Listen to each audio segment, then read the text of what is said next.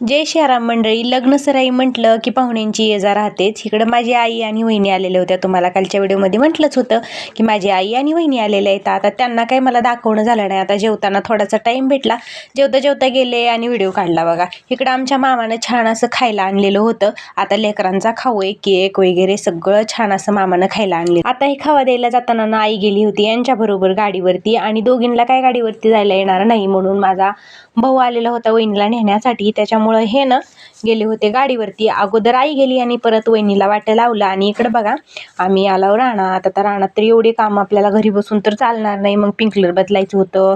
आपल्या भिंगवाचा एक सारा डोबायचा राहिलेला होता, ते डोबला मम्मी माझ्या पुढे आलेले होते आणि मी जरा आजारी होते त्याच्यामुळे मी काय थोडंसं थांबलेले होते. चला पिंकलरही बदलून घेतलं. सगळं काही चिखल आणि ओला रान होतं त्याच्यामुळं म्हणलं चला आपलं विहिरीवर जावं. विहिरीवर जनावरांच्या पाण्यासाठी एक टाकी भरलेली आहे. चला म्हटलं तिथं पाय ती धुवून घ्यावे स्वच्छ. आणि बघू शकता आमचे एकदम जुने जुने झाड आहेत बघा समायकातले आंब्याचे.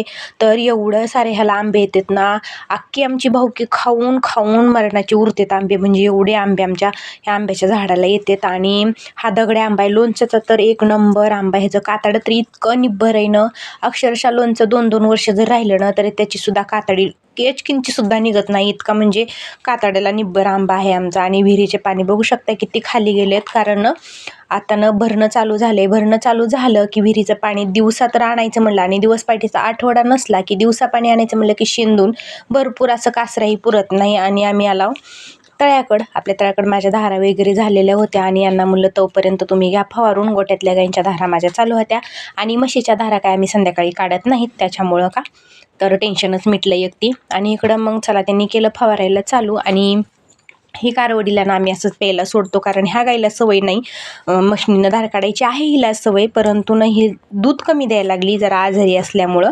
आणि त्याच्यामुळं जेवढं काही दूध निघतं ना, आता कारवड तर आहे आपल्याला सांभाळायची. चला म्हटलं तिला स्पेशल दूध सगळं काळजी निघन ना ती तिलाच पाजायचं. असंही आम्ही कारवडींना 2.5 लिटर दूध पाजतो. म्हणजे की सकाळी 2.5 संध्याकाळी 2.5 5 लिटर दूध तर आम्ही कारवडीला पाजतो. कारण आपल्याला कारवडी गोट्यात तयार करायच्या म्हटलं की मग बारीक बघून काही चालत नाही, आणि कारवडी चांगल्याही बनतात. त्याच्यामुळं दूध भरपूर असं पाजायचं. आणि आमचं चालू आहे बघा फवारायला. भेटतो अशाच नेक्स्ट